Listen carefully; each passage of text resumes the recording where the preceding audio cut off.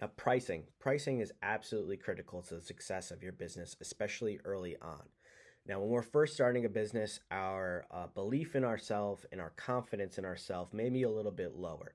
Now, some of us are lucky and have super amount of confidence for ourselves, but most of us are going to be a little bit apprehensive. We're going to be people that are a little bit judgmental to ourselves and have that imposter syndrome.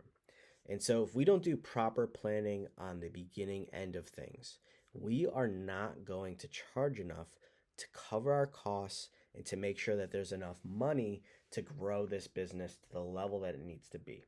Now, in some cases, uh, scalability is really where the profitability is in the business. I'm working with someone right now that's doing doggy treats, right? Now, on a low level, baking it out of their house, they can make a little bit of money doing some events, but it's only them working.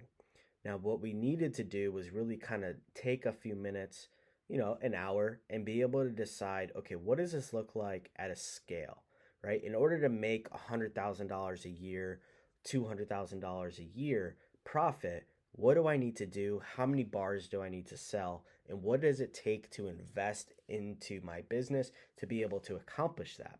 So when you're only doing, a couple people or a couple hundred people a year, you can make that $1,000 a week that you're looking for. Oh, if I just made $500 a week or $1,000 a week, that would be good. But that's not enough, right? If we're really going to turn this into a business, I mean, we got to be thinking in thousands or tens of thousands of dollars on a weekly basis to make sure that we're making this run. So we really need to start thinking about numbers in a business scale, right? In our day-to-day lives, we're dealing with, bills that are in the hundreds of dollars, or, the biggest bill that we can generally run into would maybe be like a home improvement project where, a new roof is $15,000, or a car is going to be, $25,000, $30,000. Some plumbing is going to be a few $1,000s. So we're really not conditioned through our lives, especially if we live like a middle class, lower class life.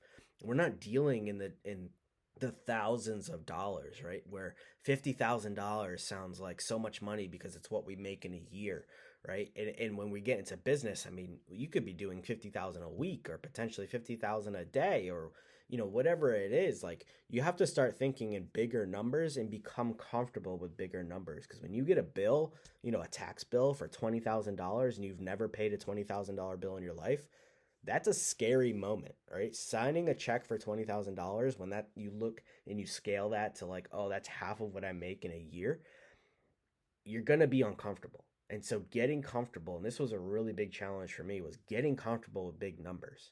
I was in the roofing industry for a long time. And so if you think, I use the roof example of a roof is $15,000. At the time, I was doing two or three customers a day. So we are looking at $45,000 a day coming into the business.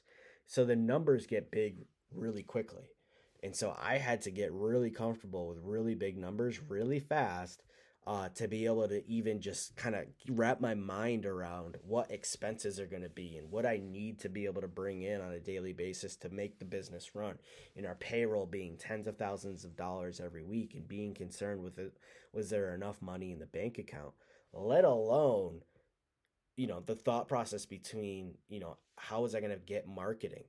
I was spending anywhere from 8,000, 10,000 to, at some points, 80, $100,000 a month just in marketing. And so, like, if I'm talking to vendors and I'm scared of the number of $100,000, I'm going to be not confident in my conversation and not have the right conversations with people that I need to have.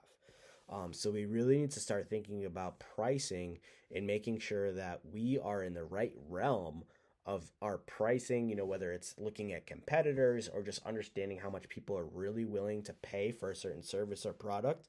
So that way we're not underpricing ourselves, and we always have enough money to be able to make sure that we can run the business in the day to day, but also invest back into our business and make sure that we can grow it to the scale that we need to grow it, right? There's a desire to be able to be a big business. There's a desire to be, $1 million business. Well, what does it take to be a $10 million business? I mean, if you don't think it's possible to be a $10 million business, you will never achieve a $10 million business.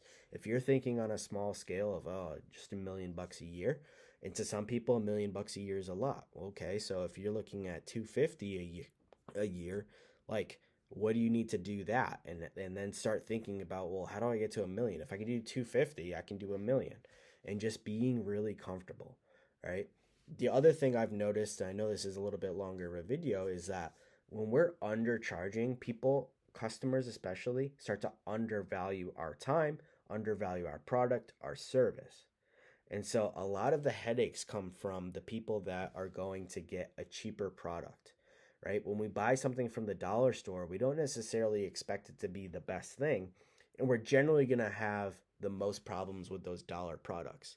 Now, I'm not saying you're going to open up a dollar store, but what I'm saying is if you're charging $50 for something that should be $100 or $150, someone is going to invest $150 expecting it to work, right? And so if we're a discounted item or a discounted service, they're starting to undervalue us. They want more. They want more freebies. They want, it's going to break and they want another free one. Whereas if they're going to make a better investment, they're going to think about it more. They're going to make a more educated decision, and they're going to value that product, and you especially, a lot more.